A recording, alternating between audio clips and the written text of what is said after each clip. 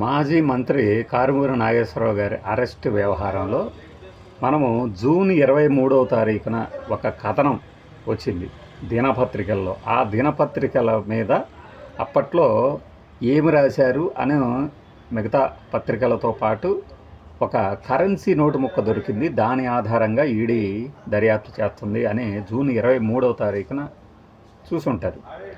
నిన్న అంటే August 23న enforcement directorate వీరి బ్యాంకు ఖాతాలకి డబ్బులు చేరినట్టు తెలిసినది, కనిపెట్టింది అని అరెస్టుకు ముందు హోరెత్తిచ్చేశారు.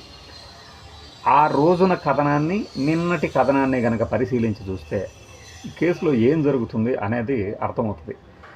ఆ రోజున అంటే జూన్ 23న ఆ రాసిన పత్రికలు ఏమి రాశాయి మీకు ఒకసారి చదివి వినిపిస్తా.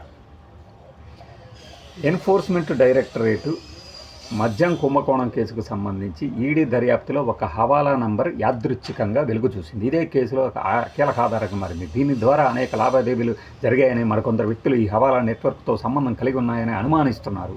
మద్యం రవాణా కేసు నిందితుడి ఇంట్లో జరిపిన సోదాల్లో హవాలా ఆధారం లభించింది. ఇప్పుడు 195 కోట్ల కుంభకోణంగా ఈడీ లెక్కగట్టింది. ఈ కేసుతో పాటు మరెన్నో కేసుల చిక్కుముడి విప్పనున్నట్టు తెలుస్తుంది అని చెప్పి ఇక కేసు పూర్వాపరాల గురించి మాట్లాడింది. ఈ మధ్యలో మీకు లాస్ట్ వీక్ ఒక పరిణామం చోటు చేసుకుంది, గుర్తుందో లేదు. ఎన్ఫోర్స్మెంట్ డైరెక్టరేటు ఈ సిట్టు రవాణా కేసులో రాజకేశ్ రెడ్డిని, వాసుదేవ్ రెడ్డిని అరెస్ట్ చేస్తే హైకోర్టు ఏమని చెప్పింది? చట్టవిరుద్ధం ఈ అరెస్ట్ అన్నది గుర్తుంది కదా.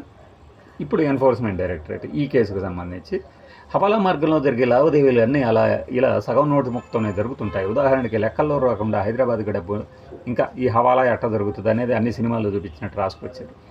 అప్పుడే మనం మనీ లాండరింగ్కి సంబంధించి ఇలాంటి నోటు ముక్కలను ఆధారంగా ప్రవేశపెట్టవచ్చా అనేదాన్ని శోధించి లీగల్ ఒపీనియన్ తీసుకున్నప్పుడు దాని ఆధారంగా చెయ్యొచ్చు. కానీ అది మాత్రమే ఎవిడెన్స్గా దాని ఆధారంగానే దర్యాప్తు చేయటం అనేది కుదరదు అని అదే లీగల్ ఒపీనియన్ కూడా చెప్తూ ఉంటుంది. ఓకే, అది అప్పుడే చెప్తున్నాం. ఇప్పుడు ఏం జరుగుతుంది అంటే ఆ రోజున రాసింది ఇప్పటి వరకు హవాలా ద్వారా లావాదేవీలు జరిగినట్లు గుర్తించారు. జూన్ 23 లేదంటే 22వ తారీఖు కథనం చూడండి.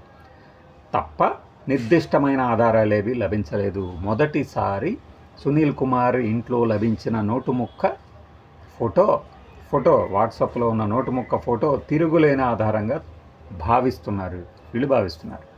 ఈ కుంభకోణం మొత్తం విలువ 195 కోట్లు ఉంటుందని ఈడీ అంచనా వేసింది.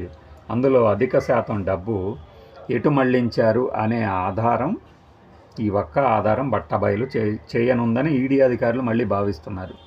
ఈ నోటు ముక్కకు సంబంధించిన ఫోటోని ఎవరికి పంపించారో గుర్తించి ఆ వ్యక్తిని విచారించాలని భావిస్తున్నారు. తద్వారా మరిన్ని లావాదేవీలు బయటపడే అవకాశం ఉంది. ఇది ఆ రోజున కథనం. అసలు ఆ స్టోరీకి సంబంధించి ఏం చూస్తారు? ఇది స్కాము అని చెప్తుంది. ఏంటి ఈ కేసు అంటే మద్యం కేసులు, అంటే ఈ కార్టన్లు ఉంటాయి కదా ప్యాకింగ్ చేసినవి, ఇది రవాణా. ఈ రవాణా contract sigma supply chain solutions అనే కంపెనీకి కట్టబెట్టారు. దాంతోపాటు ప్రసాద్ ట్రాన్స్పోర్ట్. అయితే అప్పుడు 13 రూపాయలు ఉండేది రవాణా, 35 రూపాయలకి పెంచారంటారు. ఫైన్.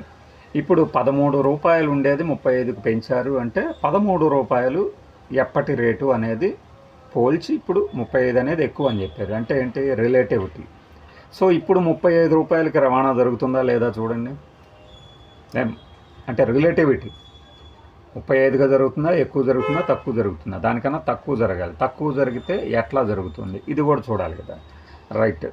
ఈ సిగ్మా సంస్థ నుంచి వల్లు సందీప్ అనే వ్యక్తి సుదర్శన్, అంటే ఆయనకి సంబంధించింది సుదర్శన్ కన్స్ట్రక్షన్స్ అనేది మత్స్యం రవాణా సబ్ కాంట్రాక్ట్ పొందారంట. సిగ్మాకి ఇచ్చారు, సిగ్మా ప్రసాద్ ట్రాన్స్పోర్ట్కి. వాళ్ళు సబ్ కాంట్రాక్ట్కి ఇచ్చారు. ఎవరికి? సుదర్శన్ కన్స్ట్రక్షన్ కంపెనీకి, వల్లు సందీప్ అనేదారు. ఆ సుదర్శన్ కన్స్ట్రక్షన్ నుంచి సునీల్ కుమార్కి వెళ్ళిందట, కారుమూరి సునీల్ కుమార్కి. అంటే సిగ్మా, సుదర్శన్ లేదంటే ప్రసాద్ వీళ్ళిద్దరి నుంచి మళ్ళీ అక్కడి నుంచి అక్కడికి వెళ్ళిందంట సునీల్కి. ఎలా వెళ్ళింది అనేది ఇప్పుడు ఈడీ తెలుస్తుంది.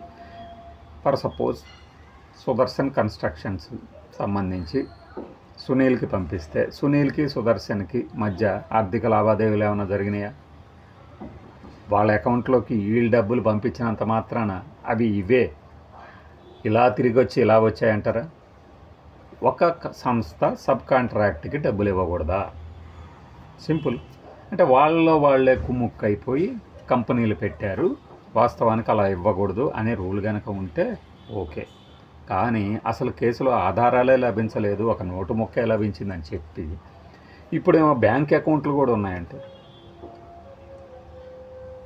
ఇప్పుడు 195 కోట్లు మేర కాంట్రాక్ట్ ఇస్తే సిగ్మా సంస్థకి వెళ్తాయి, ఖచ్చితంగా పంపిస్తారు.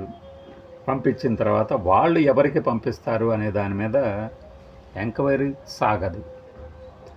ఎందుకు అంటే ఆ రవాణా కాంట్రాక్ట్ ఇచ్చిన తర్వాత కాంట్రాక్టర్కి డబ్బులు ప్రభుత్వం చెల్లిస్తుంది. కావాలనే ప్రభుత్వమే ఇలా ఏర్పాటు చేయించింది అనటానికి ఆధారం రాజకేశ్ రెడ్డి, వాసుదేవరెడ్డి వీళ్ళందరూ కుమ్ముక్కయ్యి ఈ సంస్థ పెట్టించారు. తద్వారా వీళ్ళలో వీళ్ళే సిండికేట్ అయ్యారు.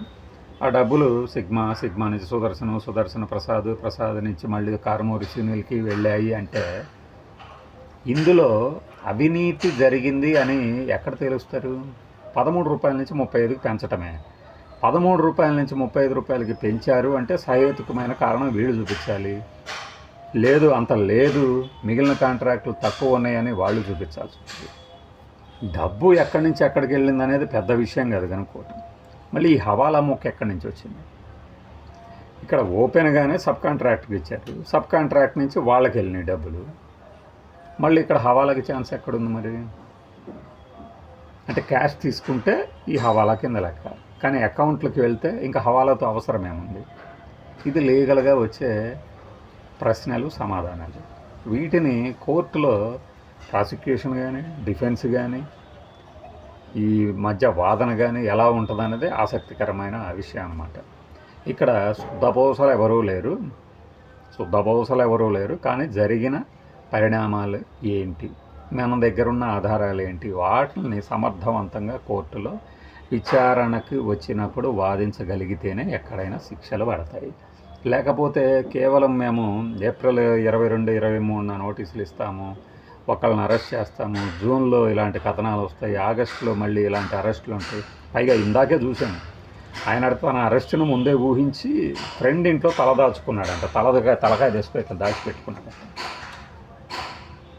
ఇంకా నేను పరారిలో ఉన్నాడు, పారిపోతుంటే పట్టుకున్నారు, లాక్కొచ్చారు బాత్రూంలో దాక్కోపోతే అని చెప్పేసి కూడా రాస్తాడు.